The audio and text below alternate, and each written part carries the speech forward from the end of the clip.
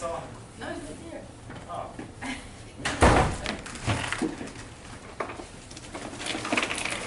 We have we've set up 3 so far.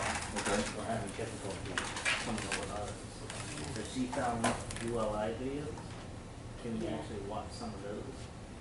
In case we can't find any more, because they're not getting back to us, or if they do, they you know, it's they'll be able to meet with us after Monday for our homework. Like December. Hey, what's going on? So we're not having enough time to see all these people. You know, we have 3 appointments set up already. Mine's is out. Yeah. So we can Tuesday. The Where's he out for? Travel. Okay.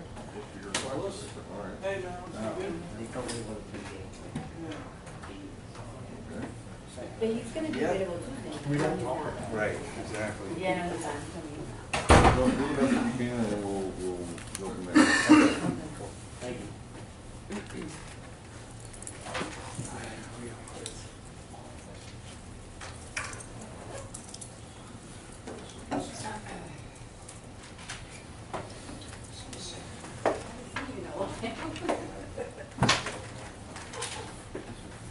Oh, good. Wondering. Yeah. Okay. All right. So you want to bring it up there? Because I'm actually, had already brought some extras up there. Oh, okay. All right. Well, it looks like all of the A students are here. That's right. Those B and C students can't get there on time.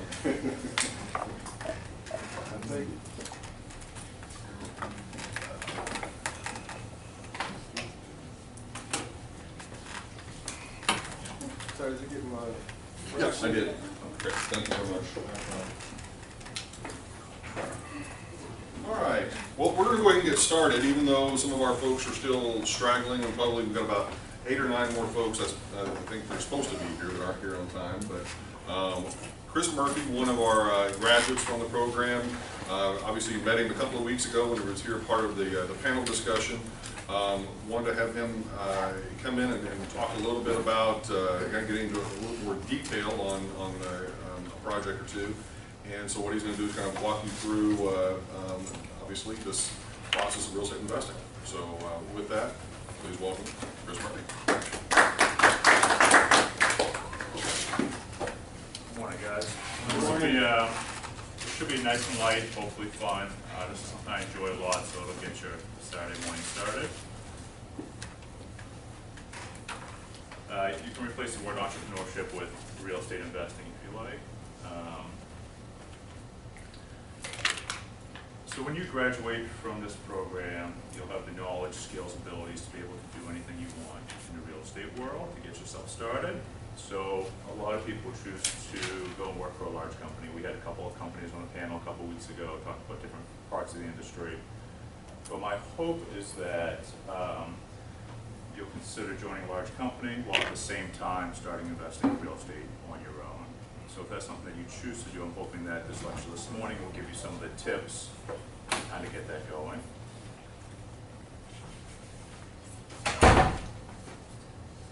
So this is a little bit about my background. A few weeks ago I was here on a panel talking about my experience, my background with Equity One. I've been with them for about 6 years. We have a great team in place, a large role. It's been a great company to work with. But my other background that I've also started about 6 years ago is what I'm really passionate about, and that's investing in real estate. So this is my second job in essence. I think the things that will be relatable is that I started doing this with hardly any of my own money. I just started a new job at the time, so I had nothing. It was 6 years ago. Everybody knows what was going on in the market 6 years ago. I was able to grow the business by reinvesting every dollar that I made. And despite the additional work of having a second job, this actually brought a lot more balance to my life. So I'm hoping that those things will be transferable through this presentation. This is going to be kind of a step-by-step guide to how that was possible, how it can be duplicated, and while still maintaining your day job. Yeah. So can we ask a question? Yeah, stop me throughout, yeah, anytime, absolutely. You got one already? Well, I'll wait, but I got a couple. Okay. Let them rip, I'm ready when you are. I got a comment. How much, 6 years ago, as we went through the correction, Yeah.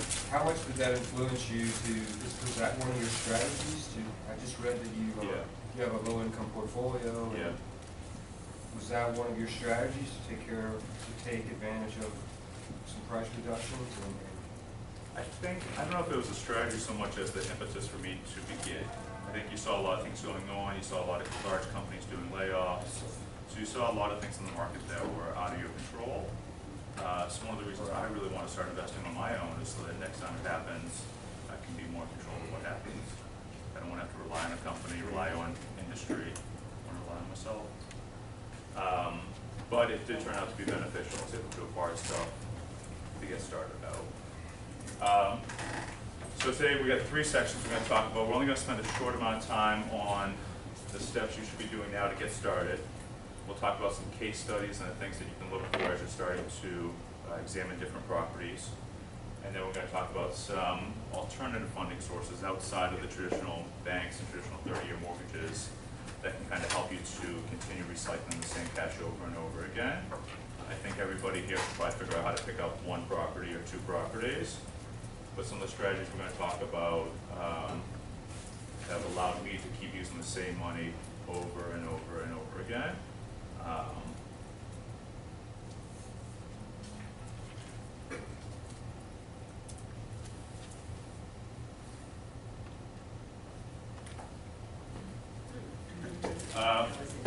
So one of the things that I'd recommend doing early is getting yourself incorporated. Some of you probably already have LLC set up.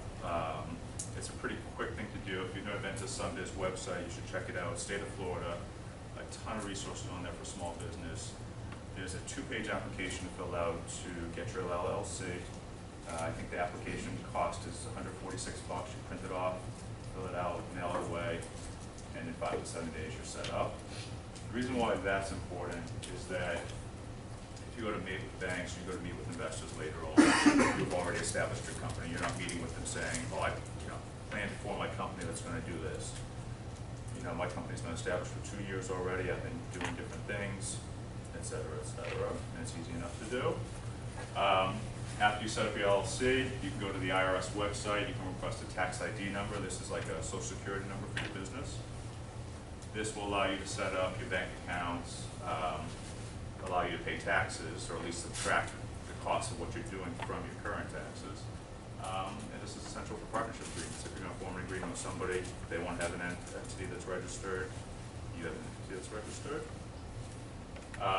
Building a basic website, I found is helpful just for when you go to meet with banks or, again, different potential clients.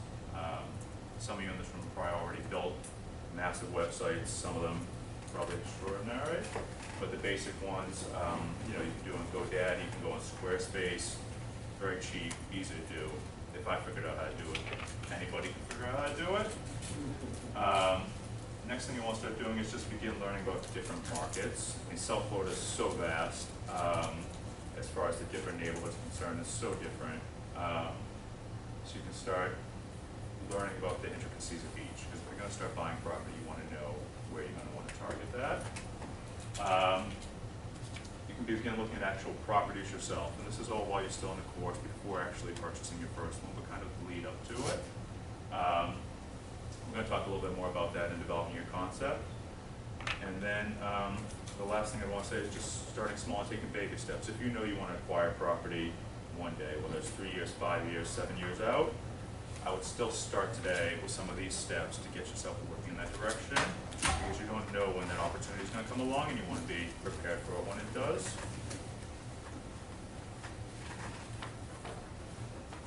For developing your concept, what I tried to think about when I was developing my concept is, what do I have the most experience in, and what is it that I most enjoy?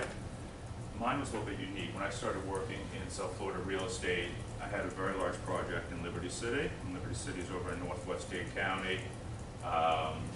It's a very challenging area for a lot of reasons. And it was a huge property with an awful lot of issues, but I enjoyed the hell out of it. It was a lot of fun. I think they gave me the job, and then I was able to move up quickly because nobody else wanted to be doing what I liked doing. So that didn't hurt either. This ended up being a good segue for me to start acquiring low-income housing in some of the rougher neighborhoods in Broward County. Finding an easy access point. Your question earlier about, when I started this, the market had crashed, so prices were cheaper. That's an easy access point. But I'm still acquiring stuff today, and the price point hasn't changed that much for the stuff that I'm buying. So if your niche is you want to be in industrial in Northwest Dade, or you want to be in office in Boca, or whatever it is, you really want to consider how you can get into that for the lowest possible investment. You don't want to start off looking at $3 million warehouse deals when you can pick up maybe a bay or two just to get yourself started, get your track record going, if that's possible. And then you want to find something that can be replicated and something that you can grow over time. If you spend all your money on a high-rise in Brickell, then that's the end of your investing career. Not necessarily, but it'll be hard and it'll take more time.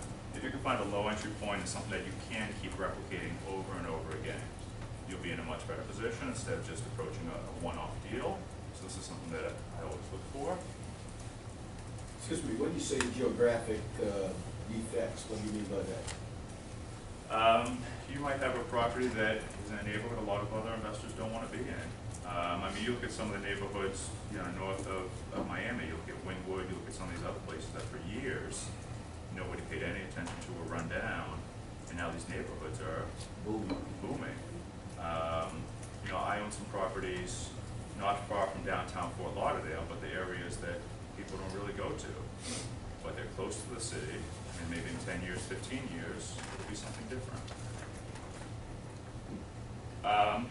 One of the things that the panel talked about 2 weeks ago was developing your network.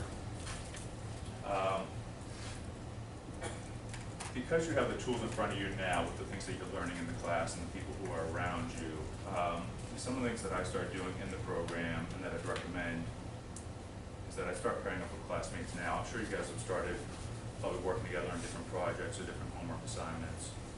If you're finding people that you click with or people who have a different skill set than you within the class, you can actually start looking at real projects. I know several people in my graduating class who have paired up after graduating and actually bought stuff together. The other thing you can start doing is start calling up banks and start really exploring actually doing it. Pick a property that you like, a neighborhood that you like, actual address, actual everything, and see what it would take to get a mortgage on it, see what it would take to get a loan. That'll teach you a lot about the process, about where banks are willing to lend, whether or not, easy or harder, and take you through the steps. No program will do an awful lot. It pairs you with a mentor. It already puts you in a room full of peers for God knows how many hours every week. And I found a lot of my own network through the program. The last part of getting started is building your track record. This is something more just to keep in the back of your mind as you're moving along. And the track record, this is something that whenever I breakfast with Terry, this is something, track record, track record, track record. It can be expanded responsibilities within your day-to-day role. It can be small initial investments of increasing size and complexity. If you don't have the money yet to start your own investing, it can be working closely with your mentor, working closely with a mentor to try to solve needs within their organization, just finding ways to help out on the projects that you eventually want to be working on. This winds up being your story, your elevator pitch. So when you go to banks a year from now, 6 months from now, you can tell them, okay, I started working on this project, then I improved to this project, then I got bigger to this project. And you actually have a story to tell them, and they'll listen to that, and they want to hear that. They don't want you just showing up with, I know I can make this thing great. Well, how do you know you can make it great? Well, I believe in myself. They don't give a shit. If you have I started on this 10,000 square foot retail deal, then I did a 20,000 square foot retail redevelopment. Right now I'm working on 30,000 square foot. That I'm doing in my day job. But I also have this nice 3,000 square foot investment retail property that I'd like you to help me acquire. I've done it on these projects, I can do it on this project, and that's your track record. I think 3 things to keep in mind as you're thinking about your track record, as you're starting to build it. I think the first is that it should be easily explainable and understandable. You really want to be able to communicate it to others. The second thing is I found it helpful if it can be demonstratable. If you can take people to the projects that you've actually done and show them, let them see it, taste it, feel it, actually have it in front of them, that's much better than just having something down on paper. The third thing is that it's not going to be gradually built over time, something that you can slowly work your way up with. It doesn't have to be home run from day one. It can be a single, another single, maybe a double, and work your way up. I found that's really the key. In this course, we're being asked to do a new portfolio. How do you see that plugging into this process? You're being asked to do what? An e-portfolio. Yeah. How do you see that plugging in? Do you have any insights or suggestions as to how we can structure that so it can plug into this process? So an e-portfolio is what, like an electronic? Yes, an electronic bio, if you will. The work. As of right now, we're being asked to include all of our courses and activities and conferences and so forth that we're attending. But I just wanted to get your insight and suggestion as to how we can structure that so we could short circuit some of this process you're talking about. I don't know if that's going to short circuit it, but I think it starts with, I think it starts with the track record. I think if you're going to start acquiring stuff, you're going to start working on stuff. The precursor to that is the coursework. It's the stuff you're doing today. You know, I've done several studies on retail properties. I've taken several courses on the finance part of it, and then you work your way to what's next and what's next. So I think it's probably an interesting part. You talk about the presentation that you do with the banks. What are the 3 items that you think they will see as the more important items on the track record when you present to a banker? What are the 1, 2, 3 that you think? Yeah. I mean, I think the first thing is they want to see consistency. If you're going in for a retail mortgage, but all your experience is in office, I think they're going to look at you cross-eyed. I think the second thing that they're going to want to see is that you really understand what it is that you're talking about. Again, retail mortgage, do you have the finance background? Do you have, this background, that background to be able to pull it together?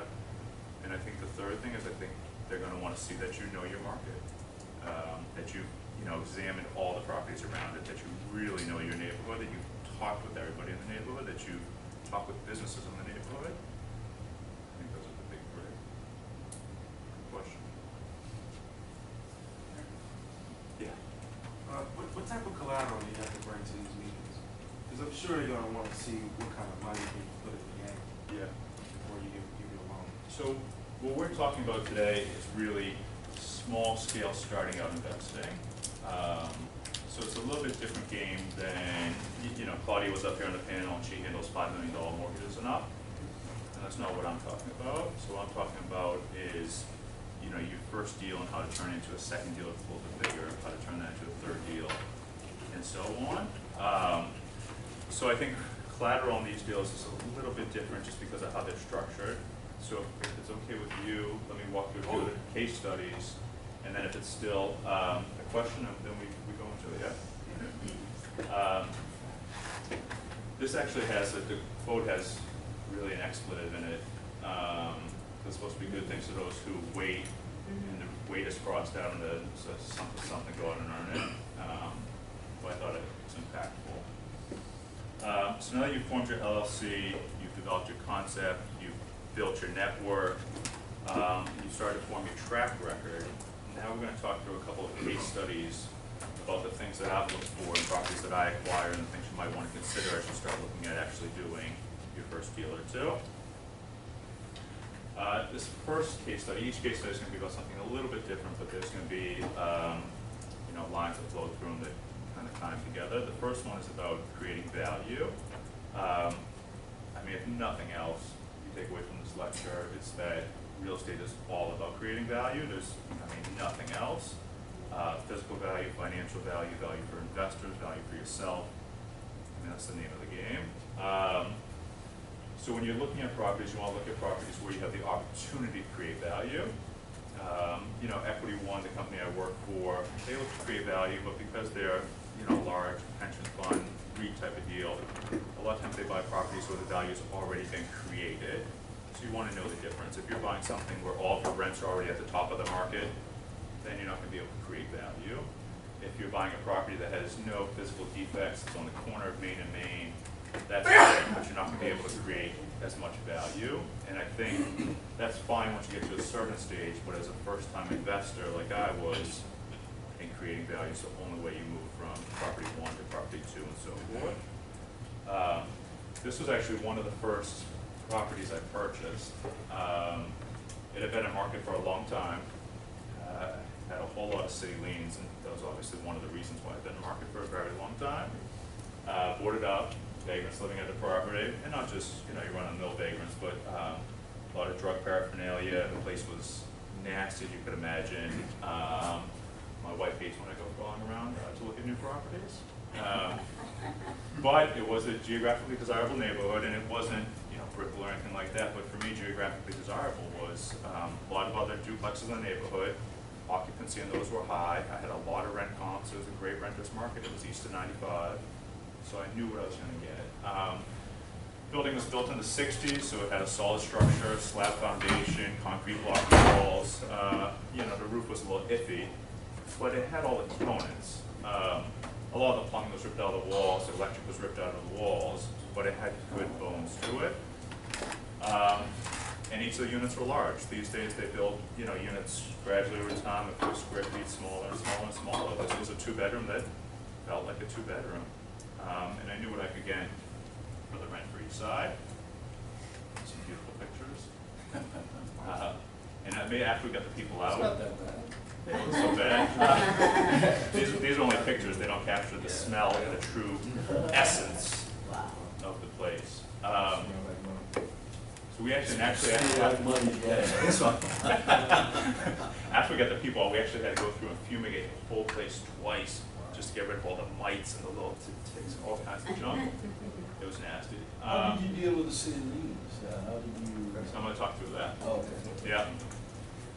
So one of the first things I did is I met with the city, and I met with the city while I was still in due diligence. I wanted to make sure that I could get rid of the liens before actually closing on the property. And this is where the track record came in handy. I had to meet with 6 different people at the city before they'd agree to do anything with these liens. And every time I met with somebody, I purchased, I think, maybe 3 or 4 condos before this, and I've renovated them along the same line. So I was able to go to them and show them pictures of all the properties. Look, I've done this here, I've done this here, I've done this here. I'm going to make this property beautiful too. I got letters of reference I included from my current tenants, best landlord whatever, yada yada. Good track record, right? So they agreed to drop the $683,000 to $3,600. And it was really garbage anyways, because it was like, landscaping, boarded up windows, and then they just started accumulating $100 a day and $1,000 a day for a very long time. There was no real, it wasn't like permits weren't pulled type of stuff that get messy. This was just the city wanted to stick it to you. We evicted the vagrants and fumigated the property. That can be a little more complicated than you would think, but you get it done. And then we invested $18,000 to renovate the units, which, all things considered, wasn't bad. And it's cheap because, most of the stuff was, plumbing, electric, but it wasn't. I wasn't knocking down walls. I wasn't reinventing the wheel. I got a crew of guys I've worked with on the past 3 projects. Got them in there. We started banging it out. So through this process of creating physical value, we were able to create some financial value. This is the math of it. The way it works with the banks with these small properties is they're really hesitant to issue mortgages. You can't go to a bank and say, hey, I want to buy this property that has $700,000 in liens, is boarded up, and oh yeah, you can't go in there because they'll probably steal your wallet. But once you renovate it, after you renovate, you get leased up, the bank will issue a mortgage for 70%, pretty much right away on whatever you paid for the property. But if you wait a year, then the bank will come in and reappraise it and give you a mortgage based on the reappraised value. So I was able to get about $70,000 back on a mortgage. They appraised it, I don't know, $90,000, $100,000, something like that. So I was able to get $70,000 of my money back, which, if you remember, is more than actually paid for the property. I had no money at the time, so renovations, I just put on my credit card. So I got my $70,000 back, paid off the credit card, took cash from this deal and used it to roll over into the very next deal. So I recycled the same exact $61,000 in cash I used to purchase the property, purchase the very next property as soon as this process was done. Property's now valued at $180,000. The cash flows after expenses, mortgage, everything, about 10 grand. But because I only had about 13,000 left in the deal, it's one hell of a return. Your banks are 1%, maybe the stock market, if you're doing good, 8, 10, 12%, maybe with a lot of risk. This is pretty straightforward at 74%. What tax benefits did you derive? I mean, all the money spent on the renovations, even the money on liens, is all tax deductible. So I think I acquired this property in November. I didn't start generating revenue on it till January, February. So I was able to offset $22,000 of my regular income from my day job with the cost put on this property. And this is, I mean, just as a disclaimer, I mean, you see lots of stuff on TV about, you know, flipping properties and this and that, but that's not what I do. If you flip a property, you've got to pay a lot of taxes on it. You don't get the revenue month after month, year after year, and you'll never get to leave your day job. You got to keep acquiring. With this, I'm holding on to it for a very long time. Keep getting the money every month. On to the next one. And you did this on your own, now with anyone else, like any equity partners or anybody? Correct. And then the loan that you got for $70K, that was kind of like refinanced? Is that what you did? So it was a cash out refinance. It was a traditional commercial mortgage with Ocean Bank. The lender was actually from the NOVA program. So he was very helpful. He's somebody that I knew for, you know, a little while before that. We worked together on different projects. It made things a lot easier. You mentioned that you were able to meet with the city and renegotiate right before the closing. Okay, that means that you offered for the property at that point. Were you at some point afraid that the city was not gonna give you all the discounts that you were trying to get? Sure. After the 5th meeting, I was pretty concerned. But yeah, so the way it works, so on this property, I think I had to put up like a $2,000 deposit or something, and then it takes about 30 days to close, get all your title work done. So I knew I had that 30-day window. If I couldn't get something negotiated with the city, then maybe I'd lose my $2,000 bucks. Maybe not, maybe, you know, maybe there would have been ways around it. But they gave me a little window to keep having the meetings with them one after the next and keep going to the next level until you found somebody who was willing to listen. And they made it easier. The first 5 people I met with, I told you it was on the 6th one, the first 5 people I met with were just, you know, we're not doing anything, we want our money, this is it. So that makes it easy. If they had said, we'll cut it down to 20 grand, and you say, oh, it's kind of hard to argue and take it to the next level. But because the first 5 said, hell no, it makes going to 6 easy. These people won't work with me, look what I've done, look at these letters I've got, I'm trying to make this property beautiful again. Help me out, I'm doing this for my children. Yada, whatever. The 6 people, were they all at the same level in the staff, or was that 6th person the local law? I mean, there were probably definitely different levels. I don't remember now if there was a specific word. I don't think there was a method to it. What were we talking about? Planning and zoning was one, and then they have a whole different name building department, But yeah, I don't think there was a method to it. It's just I need somebody to listen to me. Just get going. So pretty much you had a good team. You had like you know, the guys that do the work for you, that fix up everything. Did you have an attorney, or did you have a title company that you know that you work with? Yeah, so I do. That I mean, support. On this deal. On this deal, I didn't have the attorney that I have now, but I do have a good attorney now who reviews all the legal, documentation, and so forth. So that's essential. On this type of property, a lot of it's pretty straightforward. You got to get a clean title. You got to do your research before you acquire it. I mean, the seller wasn't telling me that there was $683,000 in liens. Of course not. So I have a woman who is very friendly with the different cities, and she's cheap, and she goes down for me, and she meets with them and says, hey, I'm looking to buy this property. What do you have on it? And they say, okay, well, we have this, we have this, we have this. So once you go through a couple of them, you know what you can do and can't. If you, somebody added on to a property and built a whole other bedroom or something, for me, that's a property that I would stay away from, because that's, you gotta get permits, you gotta do a whole lot of things with it. For for this type of property, because there were no other outstanding liens or permits, it was just negotiating this one. But after I negotiated this one, I could actually just get to my renovations. For me, that made a big difference. And I mean, my first renovation had a crew of guys that were terrible. I had to be there every day. I wasn't sleeping at night. I had to beat them up. They were trying to rip me off at every turn. I mean, you name it. But I learned a lot from that. I didn't have a lot of exposure on the first deal, so that's why I say also start small. I mean, make mistakes that you can afford to make in the beginning. The second, third, and subsequent deals got larger and larger, and I started developing good crew guys. One guy can do electrical plumbing, one guy can do this, and you start to really know, and then you make changes over time. Who's the seller? Who was the seller? Yeah. This was a bank. I forget which bank it was. It was the property that foreclosed on. It was bank owned. So the first question is where did you find the listing for this, because it was a bank auction? And then the second is can you just kind of take us through the sequence, because you know we learned about cash draws and things like that. I mean, Yes. was any of that involved, or was just the sequence of financing for what you did again? Sure. What was the first question? The first question is where did you find this? Yeah, so I think that this one of my first ones, I think that this came straight from the MLS. Okay.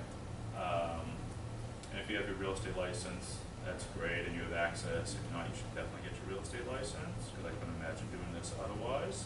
Because not only does it give you access to listings, but allows you to actually get inside the listings.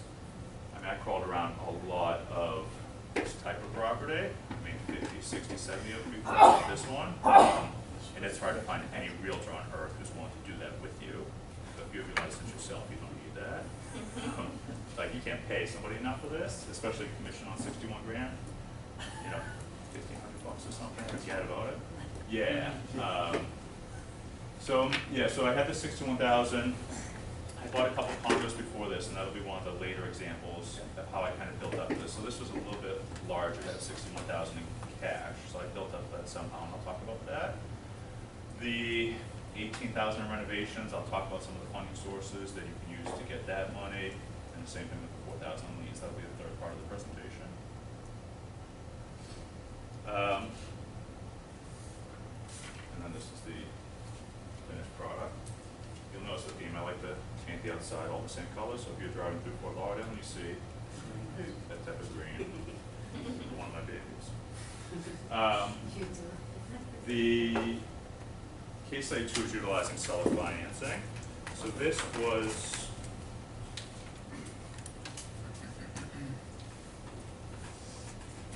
run over your time. So this was a property that I really, really wanted badly. It had a number of challenges, had been in market for a long time, had a cloud on the title, which can prevent a bank from, which would prevent a bank from financing it. It had a roof that just happened to be built in overhang with the neighbor's property. I think it was built years ago. They developed a neighboring property, and you know, your roof is overhanging.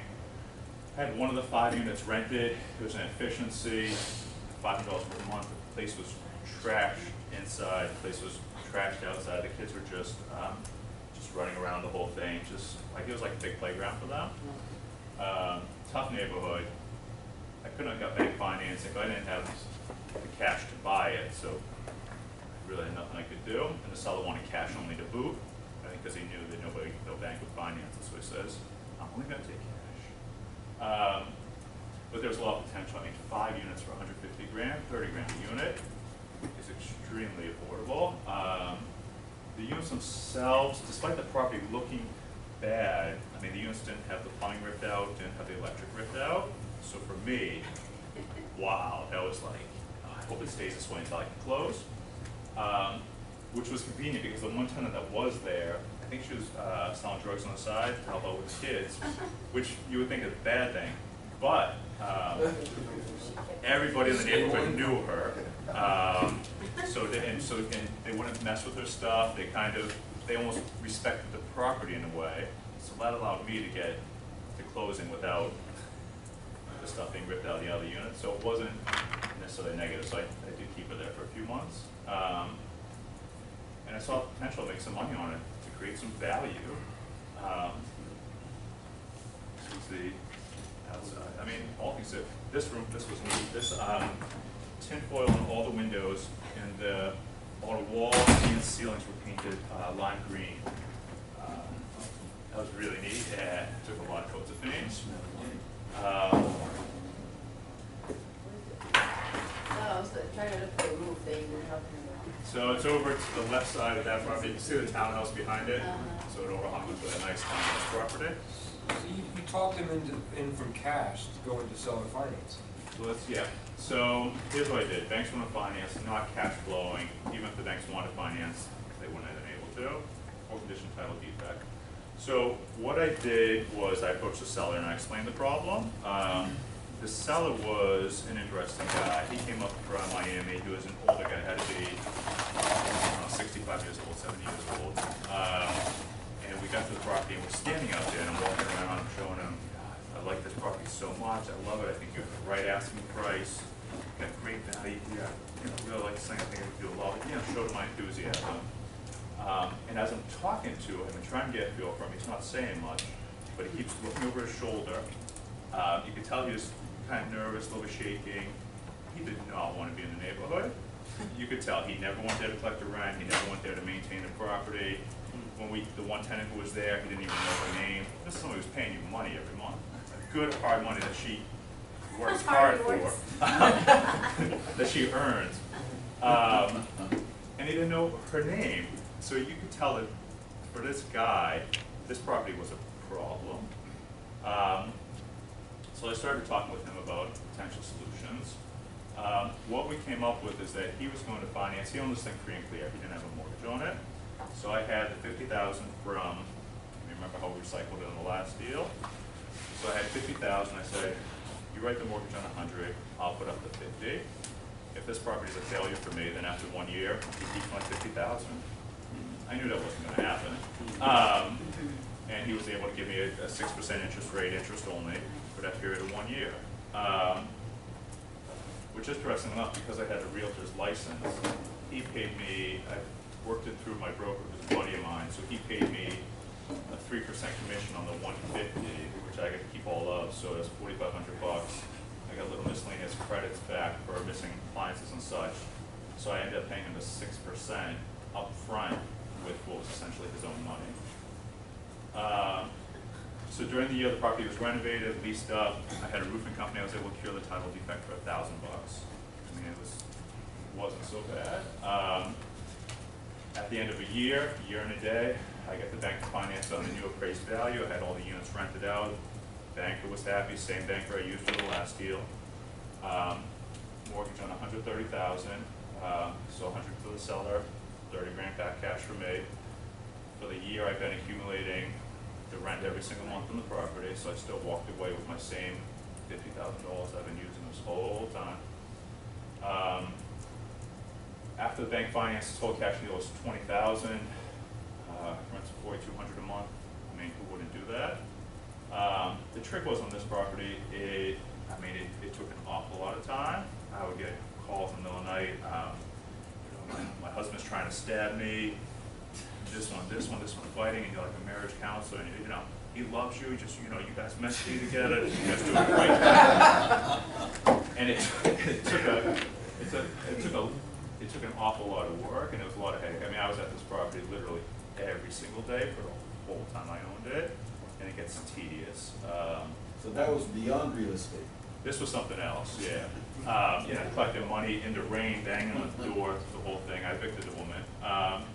But the next tenants, so I ended up, I did sell the property after 18 months.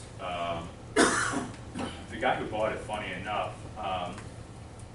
was also from Miami, same age range, and I drove by the property 6 months after I sold it. It was back to the condition that I bought it in, the 2 years prior. So I actually made an offer to him to rebuy it from him at the price that I originally bought it from. And it didn't go well, but I figured it was worth a shot. This was the end. Not that, more years. Give him a little time, let him really sink in where he's at, and then I'll come in and do the same thing over again. What's that sign on the wall? This? Yes. So you're gonna have that on your property. For for the sheriff to show up at your property and actually evict people from your property that you don't want there, people hanging out, vagrants, that type of thing. If you don't have these signs up, the sheriffs won't pull people away from your property. So it's like a no trespassing zone. There's no trespassing sign, yeah. I have a stash of these in my garage. Yeah, absolutely. Alright, so case study 3. This is a little bit shorter case study because I know we're running short on time. So what some of my first investments, investment number 1, number 2, and number 3 were condos. These were all 2-bedroom or more condos. One was kind of like a townhouse, but that I purchased for cash for under 25 grand a piece. Small first deals. You can still get condos in, Oakland Park, Lauderhill, etc. Not for this low, but you can still get them for under 50,000. But it's so tough to get a condo mortgage if the condo's not your primary residence. Even if it's your primary, it can be tough, even in this day and age. Even though the banks don't redline anymore, they're less prone to lend in certain areas than other areas. But I needed to get the cash out. I needed to do another investment. This was how I got the cash out for that Douglas Street deal, for the duplex that person we talked about. So what you can do is you can do a line of credit refinance. It works very similarly to a traditional cash out refinance, but it's a little bit faster, and I didn't have to do it on each one at a time. I was able to get out $75,000. It was about 2 years after I had acquired these, so they did the new appraised value. $75,000 for the bunch, which I think was only at that point like maybe 50% loan to value. But the banker that I was working with from the NOVA program, he could personally approve up to $75,000. Above that, he had to go to his boss. So I said, $75,000 it is. The units were all rented out, occupancy was stable, and units had been renovated. So we were able to get it arranged as 5% interest only with no escrows. So it's very simple. From the $75,000, it cost me, I don't know, $320 a month. So you can very easily pick up your next property with this, and do the same thing over and over again. Process took about 3 weeks, and it was under the name of the LLC, so it doesn't show up on my personal credit report. It doesn't show up on my wife's. It's under the LLC. I'm still responsible for it if something happens, but it doesn't show up on me. So it's a recourse loan? Huh? You're saying it's a recourse loan? It is, yeah. I think for all the beginning stuff, for all the beginning stuff, it's going to be, you're going to be personally guaranteeing it. Absolutely. Is each property you have in a separate LLC? They are. Some of the houses aren't, because I do have some traditional mortgages on some of the houses. But yeah, I have 8 or 9 different LLCs, and they're kind of grouped together. These 3 I had to group into one LLC, so the bank can give them one line of credit. Okay. Yeah. And even if you acquire it in one LLC, you can very quickly claim it to another LLC if you need to. Like for this, I think these 3 were probably all 3 LLCs. The bank said, well, we want to do it as one loan, so I quick claimed, 2 into the 3rd. Is there a reason for that? I mean, on these properties, I do it primarily for liability protection. On my tax returns, these all still show up on my personal tax returns. Not the master file, so they flow up. But I do it for liability. If you have a slip and fall, if you have a big lawsuit over something, you don't want them to be able to come after your house where you live with your family. You won't want them to be able to come after your wife's assets. You don't want them, you want to keep it as separate as possible. And every company does this. I mean, Equity One for our shopping centers, Equity One has 300 LLCs out there. This was actually Sheryl Sandberg quote, but the reason why I included this is because a lot of times when you're looking at funding, you may see a lot of value in something that nobody else sees. It's completely subjective. So the banks may not see it, investors may not see it, especially when you're first starting out. So you wind up having to go through a lot of different, let's try this, all right, we can't do that, let's try this. And you wind up being on plan, not even plan B, you wind up being on plan X, Y, Z by the time you really get rolling with it, but that's part of the process. So it can be very difficult to finance your first few deals. These are some alternative funding sources that I've used. I don't know if there's any financial planners in the room, but I think some of these, I'm not recommending any of these, but these are things that I've used and that I've done. So if you look look at these and you evaluate the risks, the rewards, you educate yourself, and then you say, maybe I want to use this, maybe I don't want to use this. These are things that I've done that have helped me to accumulate that first cash to go buy the first units, to buy the next units, and so forth. I've broken it up into 3 groups. Category 1, least formal, and the most obvious, friends and family. But if you're going to go to approach your friends and family for money, this is where the track record kind of comes in handy. You want to be able to demonstrate even to the people closest to you, and over time, this is what I've been gradually doing, I'm capable of doing this. And you want to start early. You know, don't say, hey, you know, you're sitting on your couch with your buddy, hey, I need 50 grand, or your parents or whoever. Start talking about it with the people that you plan to go to months in advance. You know, let them know about what you're doing, let them see your vision, let them see what you're developing, so they really understand. You want to approach it in the most formal way possible. You want them to feel good about it. Don't approach people who have no interest in real estate or have no interest in investing. Approach people who are like-minded. A couple of basic steps I'm going to skip over, but I would definitely have all these things in place. A plan for repayment, payments on time. I mean, handle like a real banking relationship. Friends with equity, cute story on this one. A buddy of mine in Boston had inherited, him and his wife had inherited the wife's, you know, grandmother's home or something. So it was a $150,000 home out in the boonies. And they had taken out a line of credit on it just for, I don't know, minor stuff around the house, but they had this $100,000 line of credit that they were doing nothing with. My buddy works for the union, they weren't investing in real estate, they weren't doing anything. Prices of real estate in Boston are much higher than down here, so he was sitting on it. He was paying 2 to 3% a year. I said, hey, let me borrow you money for a year, I can pay you. I think I paid him 8% on it, and then I think I even gave him, you know, whatever I do on profits for this, you'll get a piece of the profits. It ended up working out great for him. I think I held the money for maybe 2 years, 2.5 years, but it was an easy way to get initial capital. You can keep recycling. 401k, IRA loans, if you guys contribute to your 401ks, a lot of financial people will say, well, listen, if you take the money out, then you're missing out on the appreciation. You know, it ends up being not savings anymore, but you're using it for, you know. But I found that this is a really great way to do it. I think I've borrowed and reborrowed from my 401k and my wife's 401k a lot of times. I have a question. When you borrow from your 401k, if you can get, I think, up to like 50%, but then when if you wanna get money again, you have to repay everything back and then get it again. It's not like you can get. Correct. You have to pay it back and then again everything. Correct. And they're all different, but that's what I found. At least for mine and my wife's, you got to pay it back before you. So you take it out, you buy your property, get your cash back out from the property, like I showed in the previous examples. Pay off the 401k. We borrow 30 days later at whatever you added to it and your employers added to it over the course of that development. Okay, so even like 30 days later, you can, like, that doesn't have a time frame. You know, my personal one, my company's one does not. It's a 1-day waiting period. My wife's is a 30-day. Just be aware of it and you factor that in. Couldn't you potentially use school loans as well?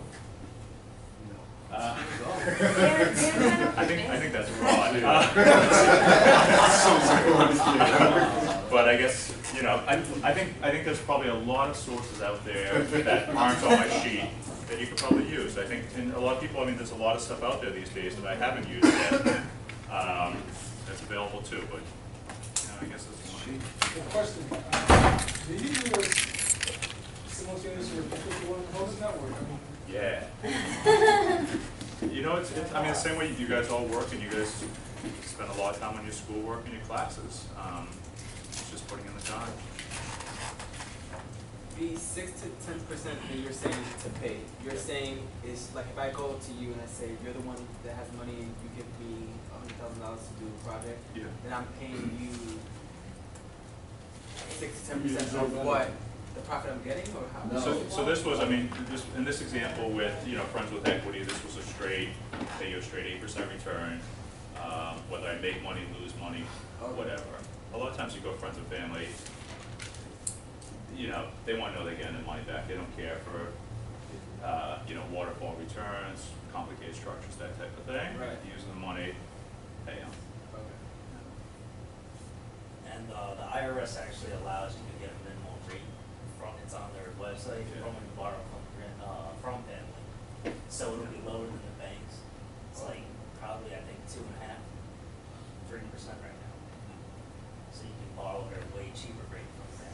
Yeah, your friends and family can't lend to you at 0 interest. The IRS does have rules on it, but if you're paying them anything over the minimum's pretty low, then you're fine.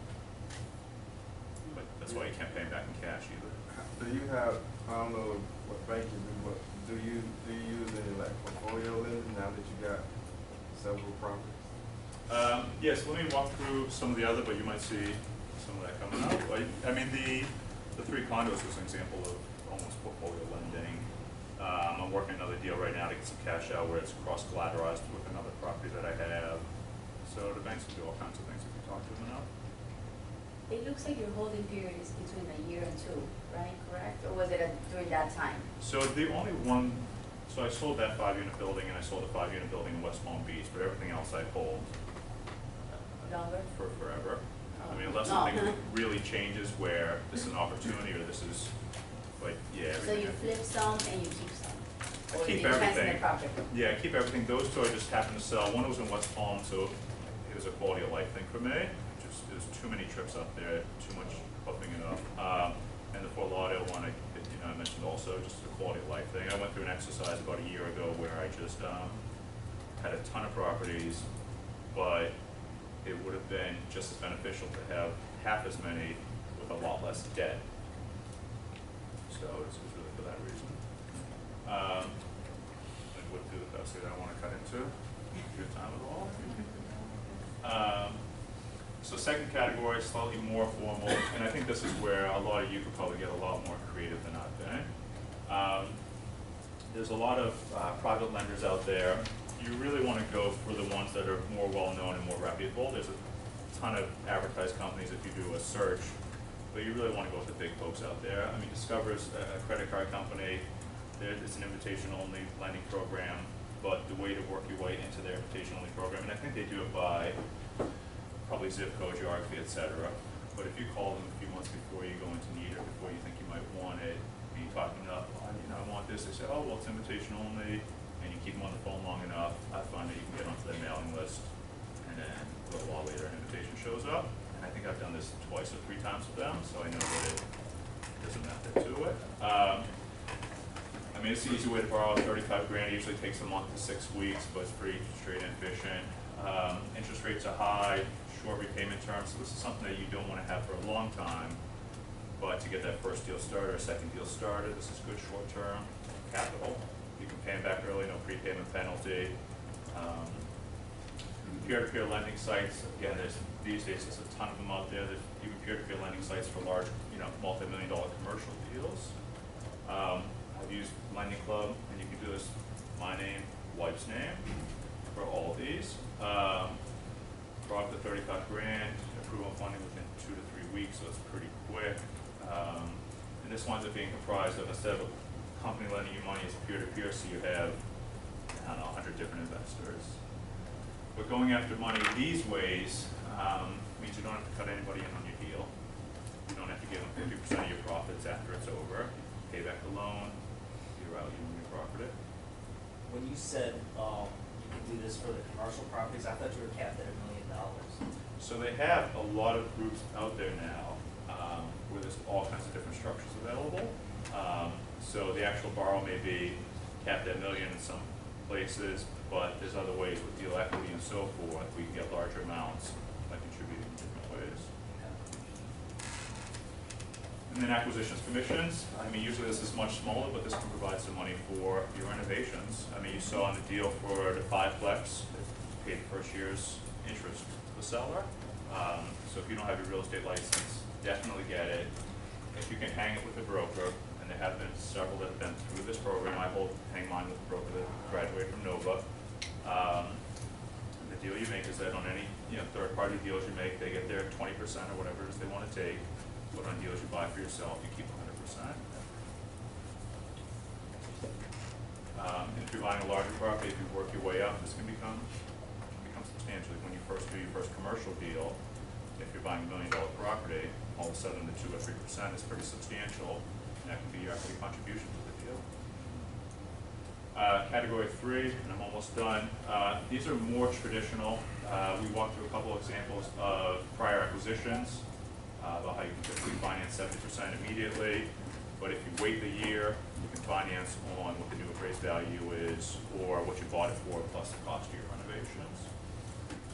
And then seller financing we also talked about, usually short-term, slightly higher interest rate, although my guy, because he was so willing to get rid of the property, he could have cared less. I said 6%, he said sure. So don't immediately assume that you have to give away 8 or 10% or 12%. Start low all the same.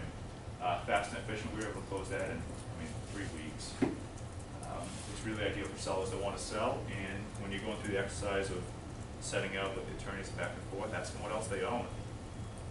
If he had other properties in the same neighborhood, and he was willing to finance those same properties, I would have bought an awful lot more that day. So in conclusion, I think getting started, even starting today with baby steps is really key. Using your network, developing your concept, and start looking at the market. With the deal examples, I think the big takeaways were creating value, always be working to create value. Look at alternative ways to finance the deal, seller financing is one. And then there's lines of credit available also, especially when you're first starting out. And then for your initial capital, we talked through some real, actual, small funding sources that you can use to renovate your properties, buy your properties, and start building that money that you can keep recycling throughout. Thank you.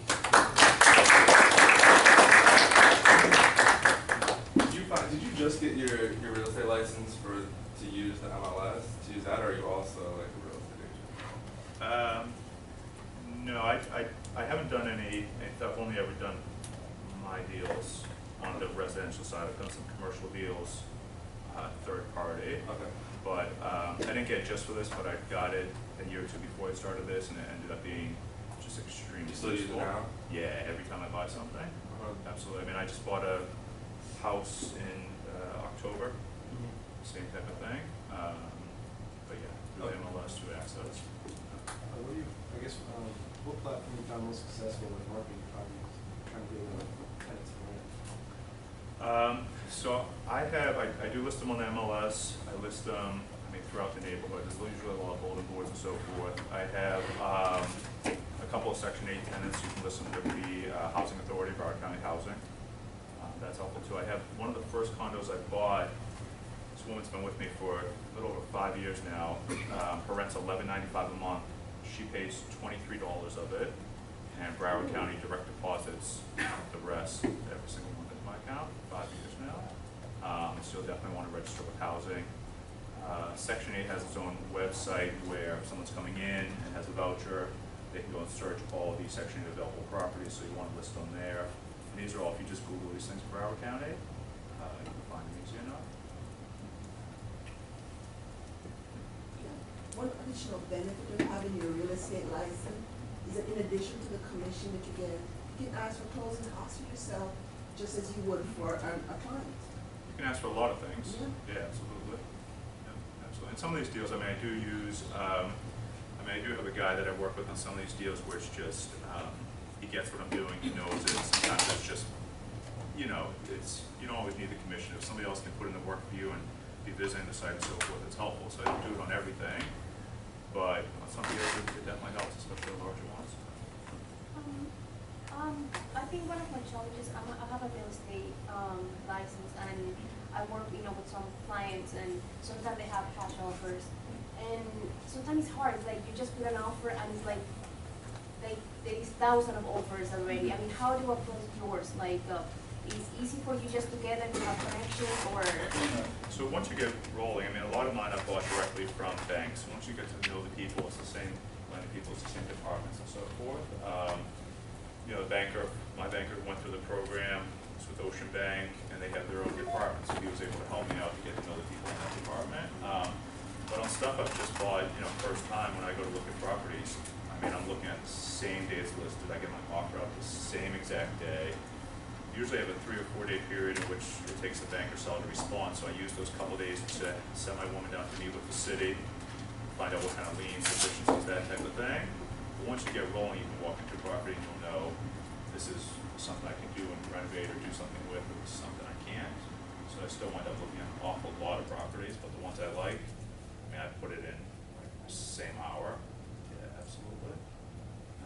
Now that you've been doing this for a couple of years now, as your portfolio of units have grown, do you find it difficult to manage, or do you have like an external party, like property managers that are trying to manage the units, or how do you go about that? So I manage all of mine myself Okay. still. There are, I mean, a lot of third-party folks. I mean, there's people who graduate from the program who do some third-party small rental management. But I find for me to really keep my pulse on things, I mean, I want to know if my rent's going to be late. I want to know if this person's doing something they shouldn't be. I show up a lot of times at the doors. And, Okay. you know, I like being hands-on, Okay. but I enjoy it. When I had that 5-unit building in Fort Lauderdale I ended up selling, that became tedious and that became a headache. So I knew it was time to get rid of it. But for most of the properties, I really enjoy getting to know the tenants, getting to watch the families grow up, Right. you know, working with them so they stay with me a long time. Benefits everybody. I would like you to talk a little bit more about creating value. So for example, some of the condos you visit right now, it's indicating you're doing the appliances are nice, you know, your area, your demographic of people, that's how you're able to raise the rent. Yeah. And for your properties, you know, your rent is based on what? The demographic, how is it?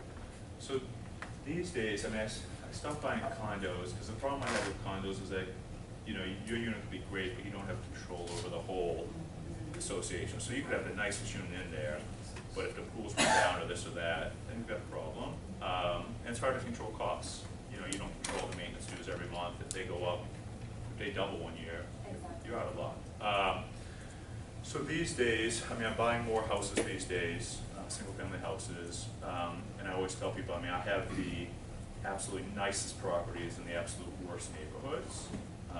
So that's my value proposition. So I really try to, when I purchase something and I want to create value, I really try to do my renovations that much nicer than everybody else in the market. And it doesn't mean, you know, granite this and marble that, but for those neighborhoods that I'm in, it's being at the upper tier of that. It's, you know, spending like, don't buy, you know, used appliances for $350 when you get brand new ones for $500 or $600. It's a small difference, but people walk in and say, oh, the first one to use it, wow, and they stay a long time. You know, new floors, a lot of landlords throw down, you know, keep junky carpet and that type of thing. You're gonna put down tile once and you're gonna keep it for 10 or 15 years, spend a few extra bucks, put it down, nice, go to the higher standard of it, it won't break, you can keep it for a long time.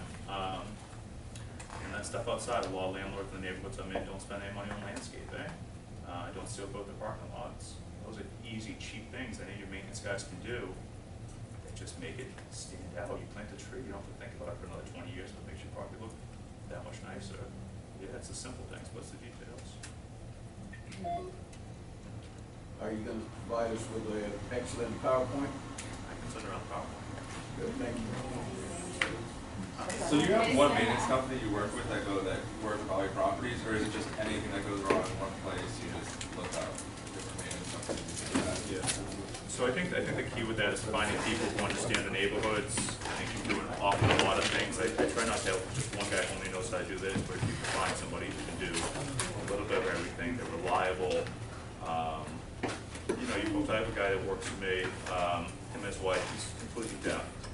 So I have to do everything with text messages, but he's really good at taking care of these things. He goes to the neighborhoods, can care less, so you work around the stuff that isn't as important, like communication, but somebody who can do the job and do it well. That's it. Thank you very much. Let's go ahead and take about a 5-minute break. Real quick, and then with a quick 5-minute break.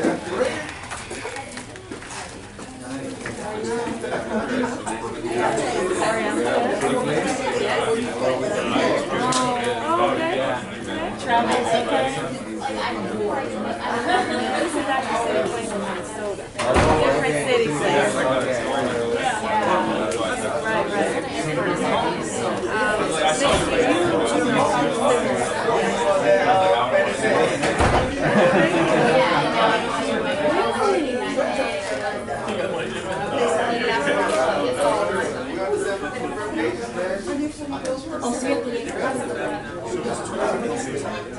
Oh, you got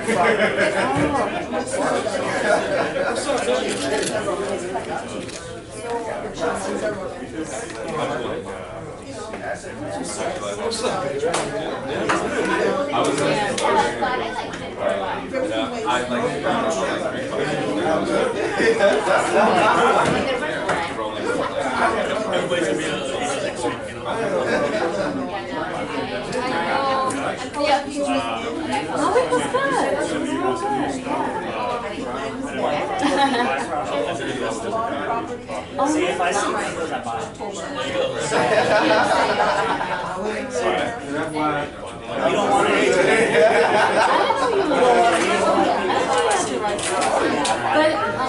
Because I don't know if Georgia likes it, I can do it in Georgia too. Yeah.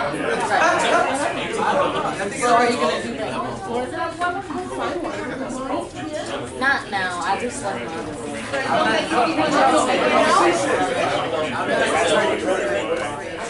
Because it's less put it in cash. Sorry, escrow deposit. I bought it 75. I know some people say 35 cash. They only offer 10,000. Dropbox. They still got more.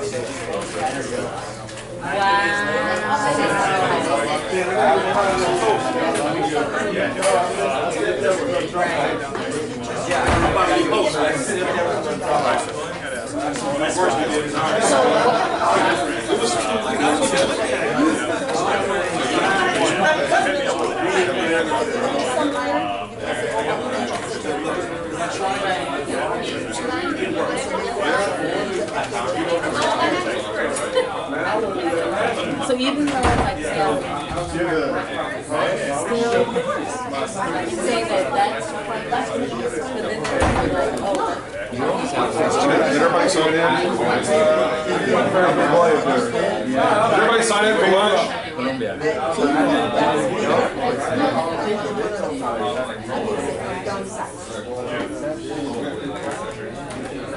So are you just focusing on Atlanta for now, or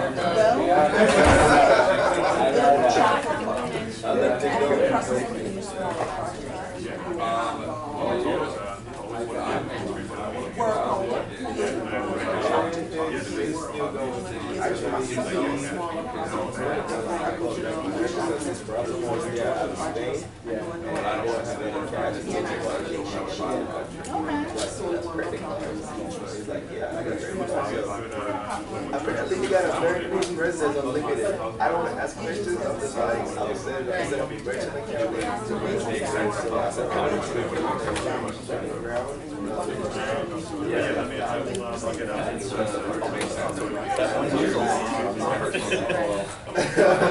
Pretty much back, so get started. yeah, you were talking about the mobile home.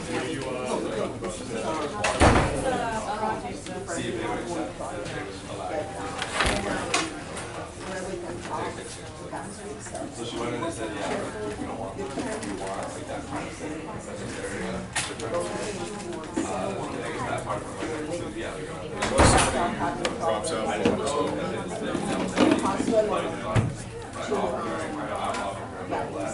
Yeah, because everything's pretty much been.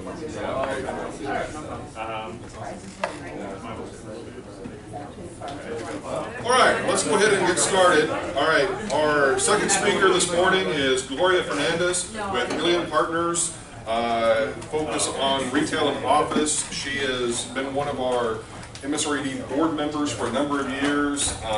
Outstanding person. She is going to talk to us a little bit about one of the projects that she's been involved with recently, and open it up for questions, that sort of thing. So with that, Gloria. Good morning, everybody. Yeah, I'm Gloria Fernandez, and I've been with the Nova Advisory Board now for a couple of years. I worked with a private developer who's actually in Davie across from the university for about 11 years, a retail developer. And I'm now with a private equity fund that's headquartered in Aventura. We buy commercial properties, we give developers equity, so we do with them. And our portfolio is in about 12 states. I wanted to talk to you about our biggest project in our portfolio right now, which is a project up in Minnesota. It's called City Place. Not the one in West Palm that somebody was asking about. It's up in, not too far from Minneapolis, about 45 minutes from the downtown area. So I'm going to start off with just a very brief video. I'm going to pass around, and I apologize, I only made about 10 sets, so maybe you guys can share. But I'm just going to pass around a leasing plan and some aerials of the site. So thank you so much. I'm just writing it down. Pass it around.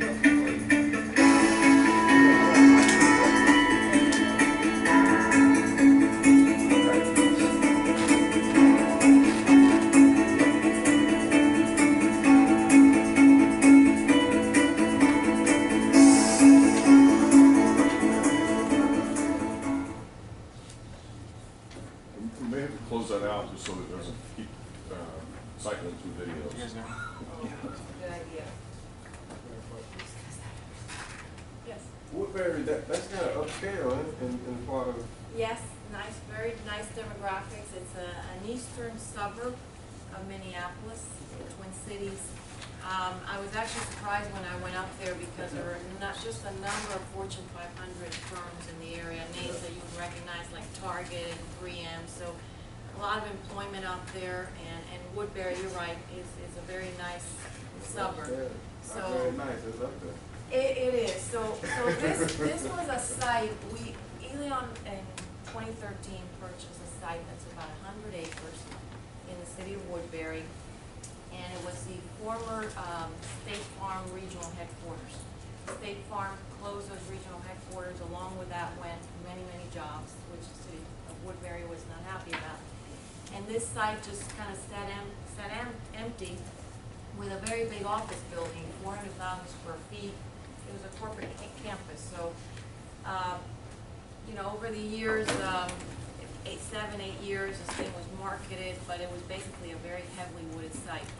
The property, if you can see on your aerials, is located in an area that's already a retail destination. The first picture there shows, you know, some purple shades. Those are already properties, shopping centers that exist. It's off an interstate, so it has good visibility. But you really couldn't see the site. It was very heavily wooded, and then you had the office building in the center. So, you know, well located, good location, good demographics, good access, and those were kind of the fundamentals that led us to look at that site. So back in 2013, we purchased about a 100-acre site for about $12 million. If you do the math on a per acre basis, that's a really good land basis. Now, that was kind of raw land. It needed obviously infrastructure, so that added cost to it. But to start off with, we had a great land basis on that project.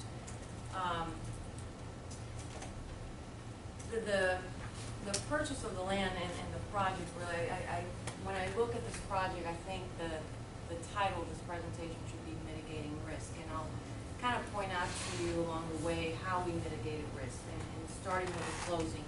The contract was, first of all, subject to site plan approval. So when we closed, we already had a site plan design, we knew it was approved by the city, so that eliminated a lot of risk. We also went very early on and sat down with the city and we said, what's your vision for this site? Over the years, it had been approached by a number of developers, users. A common theme was, let's put a big box here. The city did not want like a freestanding Walmart. They wanted office, they wanted kind of an urban type environment in a suburban setting. So that was the kind of feedback that they gave us. So the next step was for us to interview brokerage firms that were very active and very good in that area. They also gave us feedback. They said, well, tenants are looking for this. This is the way you should design it. As an example, on the retail, which is going to, if you look on your site plan, the retail backs up the office. Well, let's do four-sided architecture, which is more expensive, but if you're renting to an office user, they don't want to be looking at dumpsters, they don't want to be looking at the back of the shopping center, they want to have an attractive view.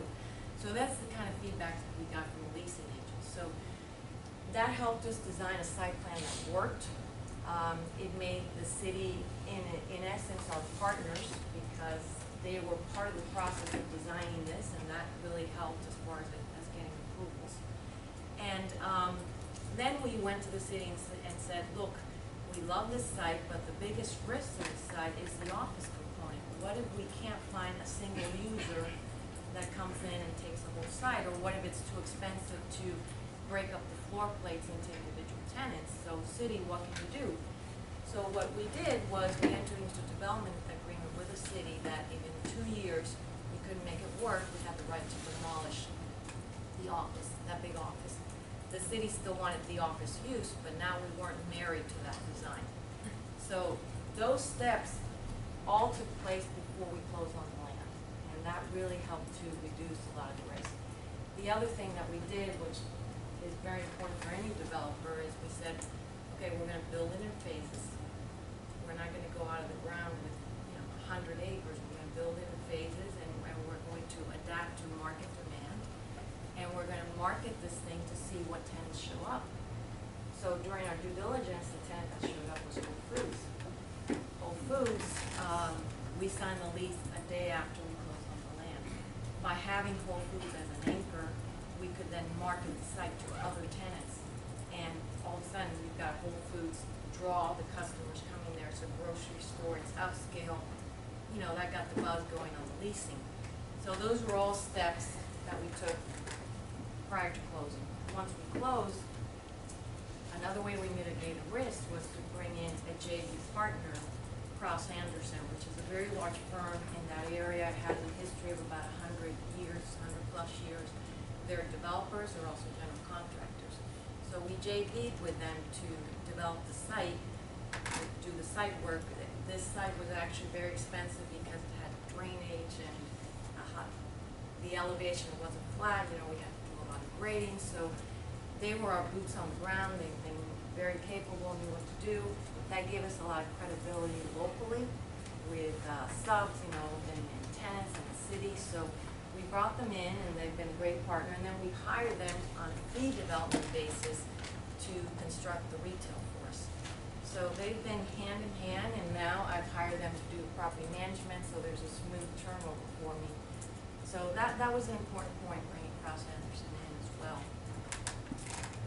Another thing we did, and if you look at this site, you'll notice that we've got all these different lot numbers on there. So this was part of one big lot.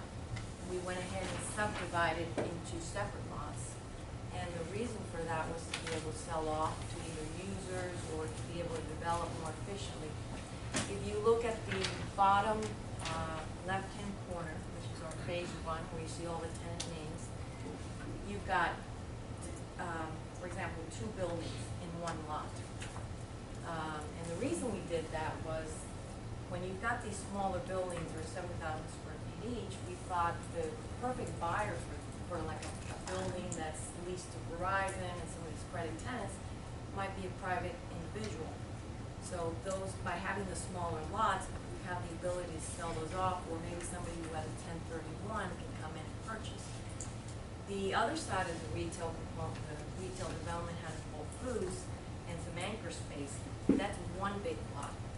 And the thinking there is you're gonna have an institutional owner, buyer in the future, who's gonna own that property. And so, and the anchors also aren't gonna wanna see separate ownership, so that is one big lot. To the north of the site, you have smaller lots, and one of them, for example, was sold off to a hotel, Courtyard Marriott.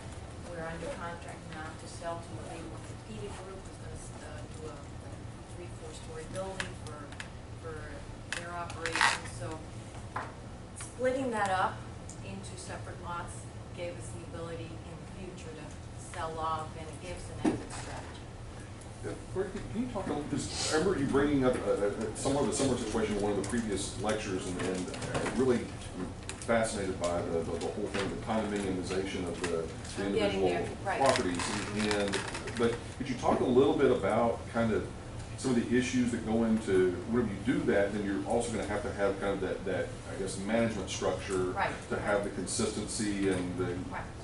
So when you have a situation like Dr. Ford mentioned, with all these different owners and all these different lots, you have to have a rule book, you have to have a manager. And the way we accomplish that is we set up a reciprocal easement and operating agreement, REOA. And the REOA says, it tells you that the roads are going to be maintained in such a way, the insurance has to be taken care of, the real estate has to be taken care of. So it sets up formulas for each lot owner to pay for that.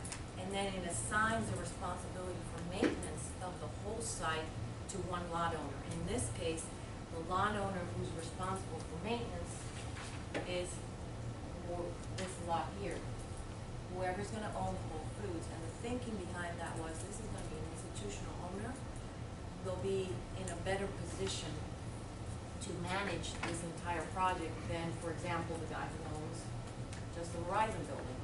So the maintenance responsibility for the whole site rests on this lot owner. And then there's a mechanism for each lot to reimburse for the management. So they're responsible for snow removal, for maintaining the pylons, for paying the bills, all the functions that go with management. So that is how that's one of the ways where you have separate lots where you can make the project work, and it's with an REOA. How did you manage getting complementary tenants? So like the Whole Foods came in, Right. for you guys, like that's a good thing. But then how did you guys manage like getting the other tenants, or were there tenants that you rejected because it Yes. seemed like it was going to plan? Right. Well, the thought was going in that you would probably have a lot of restaurants wanting to be here because you're going to have a big office presence. So they feed off of that, the daytime population from the office workers. So that's a lot of the interest that we got, and we worked out a formula with the city based on the parking that we were going to have. We can do so many square feet of sit-down restaurant, casual, quick casual type restaurants. So the market really told us who wanted to be there, but in designing it, we kind of had a tenant mix in mind, starting with restaurants. For example, a good example, the market telling you where they want to be is there's a building right here to the left of the Whole Foods. That building is restricted from any kind of restaurant use. Whole Foods doesn't want to have restaurants there, chews up their parking, so it can only be retail. We recently signed a lease with Sur La Table, which is an upscale kind of, they do cooking classes, they sell cookware. They're a national tenant, they're in Aventura, and here, and a couple other places close by. So that was the market telling us they wanted to be there because of Whole Foods. Not sure if I heard you clearly, but are you saying that Whole Foods, you signed a contract to have Whole Foods maintaining the entire property? No, not Whole Foods. Whoever owns that part of the shopping center where Whole Foods sits, it's a lot. There's a lot called Lot 7. That lot contains the shopping center where Whole Foods sits. Whoever owns that shopping center has a maintenance responsibility for the site, for the entire site. So Whole Foods loses a tenant, they have a 20-year lease, they're a tenant. They are a tenant now, the day we sell that shopping center will be somebody else's tenant, the new owner. I'm assuming that you wanted to get the traffic going before you guys start working on the office building, is that right? Well, I'm gonna get to the office building because that's kind of an interesting, turn of events for us. So I mentioned this development agreement that we, entered into with the city, so that was kind of in the back burner for a while. We hired a brokerage firm up there that specializes in office, Transwestern. And they went out to the market, and as I mentioned, there are a lot of good companies up there, very creditworthy big companies, and we got interest in City Place. The buzz around town was, wow, this is a great project to be at. But we found that the market for office seemed to be in the 50,000 to 100,000 square foot range. We looked at, with our architect, different possibilities of breaking up that building, but it was not efficient, cost efficient. As an example, one of the floors has a big cafeteria, which worked well when State Farm was there, but they've got a big escalator in the middle of the building, so it wasn't an efficient floor plate. So what we decided was, we're gonna demolish this thing. There's market demand for office, but not this. And the plan now, which you may have seen in that video I played, was to build kind of a campus type environment. We have 3 to 4 office buildings. Most likely, we'll get it entitled and we'll sell it out to users as opposed to developing ourselves. But that was strictly a reaction to the market. We think we'll get tenants show up, but just not one tenant that wants to take 400,000. Is the city okay with that, obviously? They were thrilled. I mean, they were thrilled. What they didn't want was kind of bait and switch from a developer saying, oh, retail's doing great, now we want, no, they want the jobs, they want office use there. And that's what we agreed to, and that's what we're keeping to. But we just couldn't make that one office work. They were okay with the demo of the large? Yes. And in fact, we worked on a we prepared a press release. We sat down with them. It was very carefully orchestrated. We didn't want to pull the permit until the city was on board, the mayor was well informed. We didn't want anybody at the city being surprised or embarrassed, so we coordinated the press release and the permit issuance with them very carefully.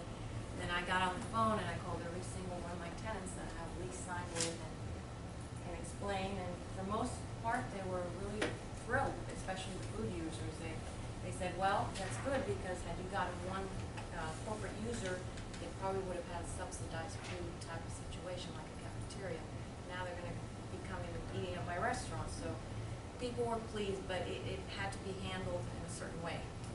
For that office component, did you do a full-blown feasibility study to Yes. justify the demolition and the reconstruction of the campus-type office facility? And what were the numbers looking like in terms of return on investment and all of that? Well, I don't typically like to share our numbers, our pro forma numbers, Okay. but I will tell you that we did performance on splitting up the existing office.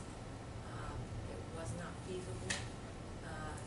Had we gotten rents, maybe $30, $40 per office, it would have worked, but you don't get those rents. You get rents maybe 15 to 18. So those numbers didn't work. So offering Class A type office, I think we can sell the pad to maybe a user coming in, or maybe 2 tenants, or a developer who wants to put in 2 or 3 tenants. So those numbers, I think, will work, and we will have something that we can sell. We probably will not develop it ourselves unless it's built to suit, for example, that shows that we won't build a spec office building. Is there an affiliation with the City Place in West Palm Beach? No, there's not. We just like the name. Someone else asked me that. No, there's no affiliation. It was the city's concept of a work, play type environment, urban type environment in a suburban setting. So that it was geared to, the name was geared to what the city wanted. But no affiliation, no, absolutely not. Was there any strategy whenever you were determining to sell off the individual pieces that would comprise maybe a certain percentage of the overall project value to be able to recapture those funds Or was there a particular sort of mindset of kind of going into it, sort of saying, well, we want to obviously have these different parcels that we can sell off and then potentially pay ourselves back or pay off part of the property early on, or? Well, very early on, there was the lot sale to the hotel, and that was very important because that kicked off the project. That land was a JV, part of the JV with Kraus Anderson, so it started returning money to the JV. I mentioned earlier that we bought the land for $12 million. Obviously, we put money in with underground infrastructure and so forth, but those lots are selling, the land's selling for about $20-some a foot for land. So there's a nice profit in there. Really, again, it depends on the market. We wanted to do a phased project for that reason. The retail has been a hit. We wanted to start off with that. The property to the north was going to be depending on who showed up, how much demand there was going to be. So it remains to be seen. Right now, we've got, like I mentioned, the hotel and an orthopedic group that's under contract. We have another medical user. We really didn't envision, we envisioned more retail initially, but as it turns out, there are medical users out there willing to pay nice prices for lot sales. So we kind of reserved that north side to see what the market would tell us. So to answer your question, no, there wasn't a specific percentage or timetable. Yeah, it seems like the Whole Food was the one who set up the tone in this. Yes. And then how do you guys approach them to make them come to this side, even though it was just a office building? Well, you have good demographics, you got a proven retail location already because you've got other shopping in that area. You've got interstate visibility and access. And we had a good, the brokerage team that we selected had a very good relationship with the tenant representative for Whole Foods. So that got the conversation going. And obviously they weren't in the area, so, but you're right, Whole Foods set the tone, absolutely. And I'll talk in a few minutes just about what we're doing with the other empty spaces because it's a domino effect. Once you get a good tenant like Whole Foods, it escalates from there. This might be a little bit taboo, but I've always wanted to know, you work for the developer company? What we are is we're a fund. I'm talking about you specifically. Me? Yes. What I do there? They brought me in to do asset management. In this particular project, I've also been heavily involved with leasing. I also have a development background, so a little bit of everything. I know me and a couple of my peers were talking after the last panel, and I was just curious, like, what's the salary like on that side? What am I, when I graduate here, what can I do? That's a very good question. That's why you're all here. Basically, yes. I just want to know what can I expect to make. Well, like, what's the salary? Tell me about what we can expect to make. and the answer to that is that this industry has a lot of ways to get started in and lots of areas to get started in. So it depends where you migrate to. As an example, if you're the type of person who enjoys leasing and you've got that type of personality, some leasing brokers do extremely well, okay? Hundreds of thousands a year. After, they build up a book of business, they build up clients. However, when you first start as a young associate, you're going to starve. You're going to be sleeping on an air mattress, and I've heard this before, because you're not on a salary, you're not making deals yet. So typically, if you go in as a broker, maybe you get brought in as a junior to a more senior broker. They're going to cut you in for a small percentage of their commission, and then as you get good and experience, you're going to have your own business your own deals that you're bringing in, and as you even get better, the brokerage house that you work for, instead of maybe taking 50% of your commission, you might only take 40 or So that's one avenue, okay? In the private equity world where I live right now, a lot of companies give you a salary, a bonus, which comes in from the fee income that the company generates, and